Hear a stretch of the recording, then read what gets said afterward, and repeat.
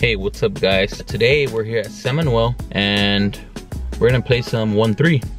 There's a lot of action today. I already see that there's about 5 tables running. There's also about 5 tables of 2-5, so it's pretty good. Maybe because of the NBA All-Stars game, maybe because of that, I'm not too sure. But there's definitely a lot of action today, and the good thing is we don't work tomorrow, so we could play just like a Saturday. We could play all night, you know, stay up, not worried about having to wake up early in the morning. So I like that. So yeah, let's just go in there to Seminole and see how the action is this Sunday night. So let's go.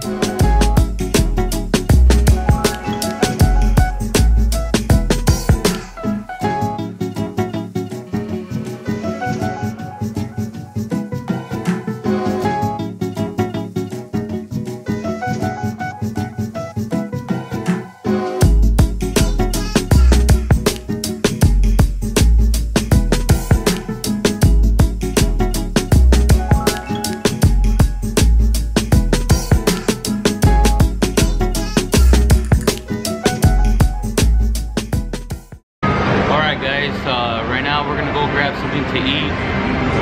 This session hasn't been going too well for us. We've been running kind of bad, you know, getting into some spots, you know, where we get like the second best hand all the time. But yeah, right now we're gonna go grab something to eat at George Opus Kitchen, and maybe we'll start running better afterwards.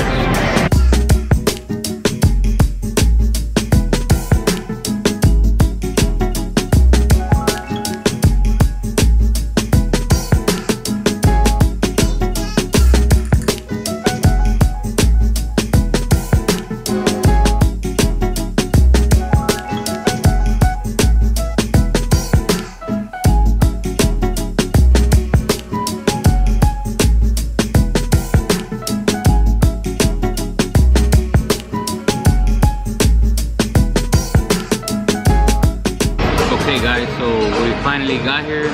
We're enjoying this delicious meal, and hopefully you guys can hear me good because it's kind of loud in here. But let's go over some of the interesting hands.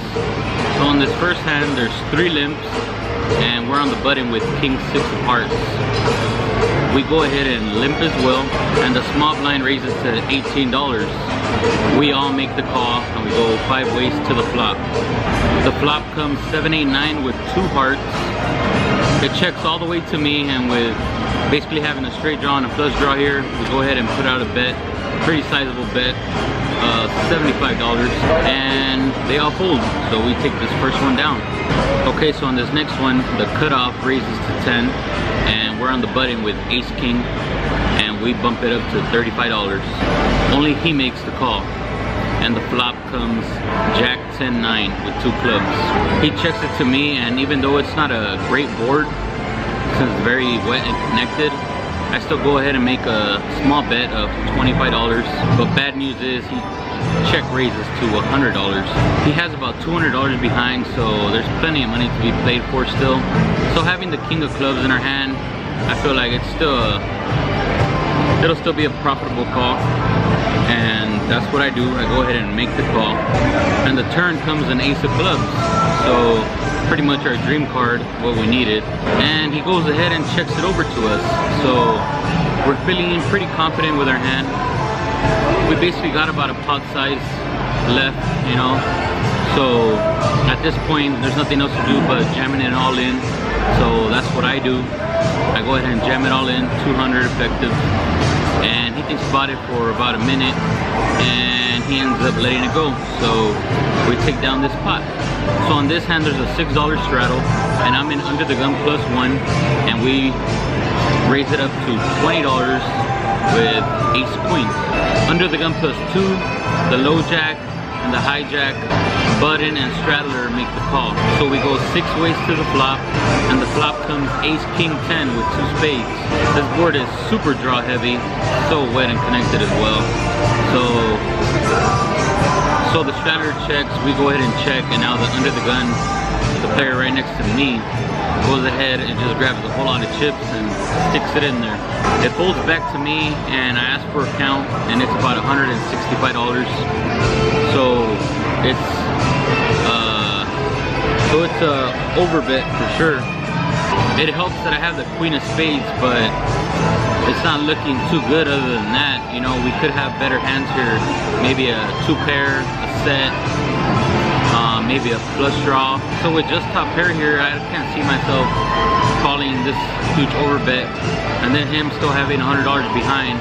So most likely we're behind here and we just make a side fold, so we lose this hand. Okay, so on this next hand, the under the gun player limps and we have ace-8 of spades.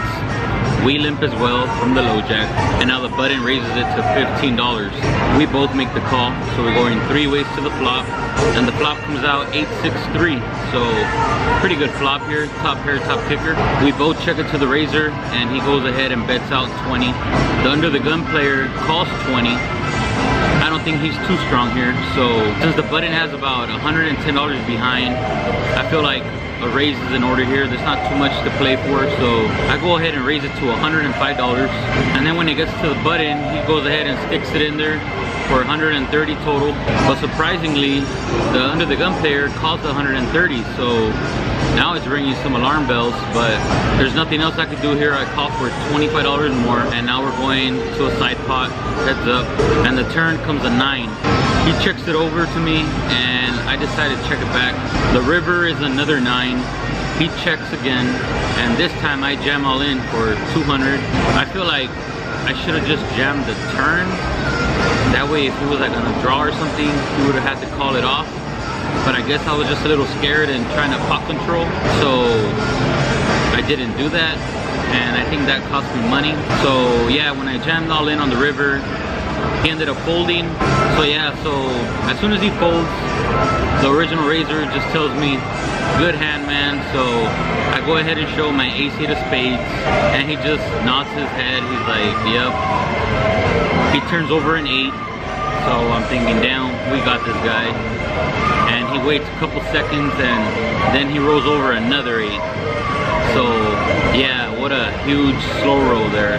He has basically the nuts here, and he decides to slow play it. So yeah, we lose this pot here, and yeah, this kind of got to me, but you know, that's how some players are. So on to the next hand.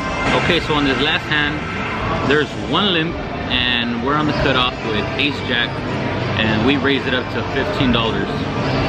The small blind and the limper call.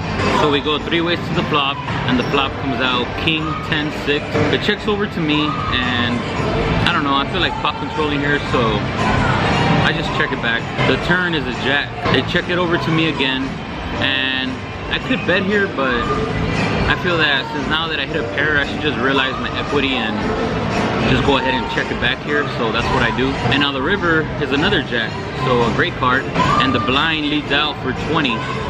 The limper folds, and when it comes to me, I feel like I always have the best hand here, so I go ahead and raise him to $65.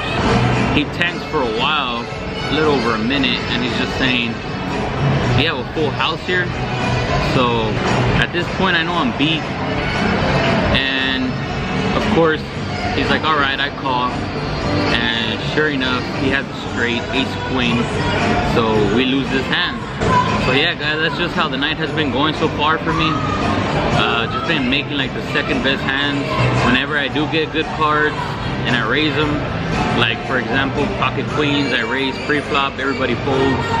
I got pocket kings as well, I raise, everybody folds. So yeah, I just haven't been getting too much action, and whenever I do have the goods, nobody seems to want to play. So yeah, we just had this meal, and we're gonna head back down there and just keep on grinding. You know, maybe our luck will turn around. So yeah, let's go play some more hands.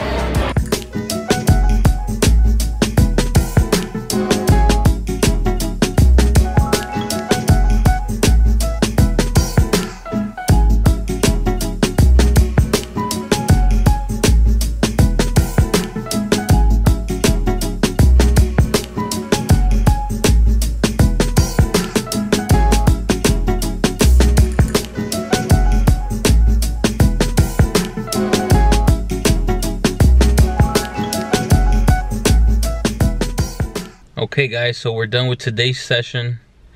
Well, we basically had 2 sessions because we picked up before we went to go eat and then we went back to go play for some more. So we had 2 sessions. The first session we lost $221, and on this session we lost $46. So yeah, we lost about $270 for today, and it's not bad. It's basically a buy-in, and yeah, I mean, nobody likes losing, but this is just to show you that there's a lot of variance in this game, and it gets crazy at times, and you got to be able to handle it, because or else you're just gonna go insane. So yeah, nonetheless, let's go over some more hands, because we got into some interesting spots. So on the first hand, under the gun limps, and under the gun +2 raises to $10. The low jack and the button make the call. We're in the small blind with ace jack. We decide to call as well, and so does the under the gun. So we're going 5 ways to the flop, and the flop comes jack 5-3 with 2 clubs. It checks to the raiser, and he bets 20. It folds to me, and I have top pair, top kicker. I could raise here, but since he raised pre-flop, and he's kind of a tricky player, I don't really want to blow it up too much yet, so I just decide to make the call, and we're going heads up to the turn. The turn is now an 8 of spades. I check it, and he bets again.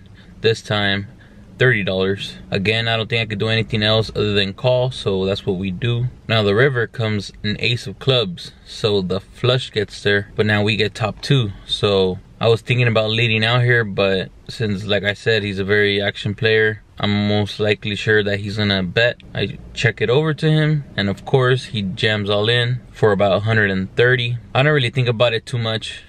I just go ahead and toss in the chip, top 2, and sure enough, he has jack 7 of clubs. So yeah, we just can't seem to ever make the best hand, you know, ever since the first session. Like I had said, I just always end up making the second best hand, so that's just been basically the tone for the night. So on this hand, there's 2 limps, and we're in the cutoff with queen jack of hearts. We raise it up to $20, and the button and one of the limpers make the call. The flop comes 5 queen 7. The limper checks, and I was gonna bet here with my top pair, but I was kind of more worried about the button, because I don't really see him calling with anything but kind of strong hands on the button, especially a $20 raise in this 1-3 game. So I decided to check it over, I guess, to pot control, and he decided to check back. So it's looking pretty good. The turn is a 4 of clubs. Now there's a backdoor flush draw. Again, the limper checks, and this time we bet $40. The button folds, and the limper calls after about a minute of thinking about it. The river is a king of diamonds, and he pretty much goes all in for his last $15. So I snap call it, and he shows king 6 offsuit. So yeah, like I've been saying, we've been getting destroyed, you know. We've been getting killed on turns, rivers, it doesn't matter. We're just getting beat, always making the second best hand. And I can't be upset about it, you know. It's like, if I'm raising $20 pre-flop and they want to call with king 6 offsuit, I mean, they're pretty much giving me their money, you know. So I can't be that upset. Of course, after getting beat and beat, it just starts getting to you, you know. So this is when that discipline comes in, and you got to keep everything in check, you know, and not try to blow up and start doing stupid things, you know. So yeah, we keep on grinding. Okay, so on this last hand for tonight, under the gun +1, the low jack and the button limp in. We're in the small blind with king jack, and we decide to raise it to $21. The big blind and the other 3 limpers decide to call. So yeah, you see how this game is. Limp, limp, limp, $3, you raise 21, and everyone calls. Call happy people. So we're gonna go 5 ways to the flop, and the flop comes king 10 deuce with 2 hearts. We do have the king of hearts, so we're not feeling too bad, but we could be beat here, especially with 4 callers, you know. So we don't want to bet here and then get check raise or something. So I decide to just check it and see what develops, and it checks all the way to the button, who bets $35. He only has about $60 behind, not too much. And since the rest of the players didn't show any strength, I feel like I just want to get it in with him here and just get the hand over with. So I decide to raise him, and I raise to like $85 or $90, something like that. The rest of them fold, and he pretty much just goes all in for $95 total.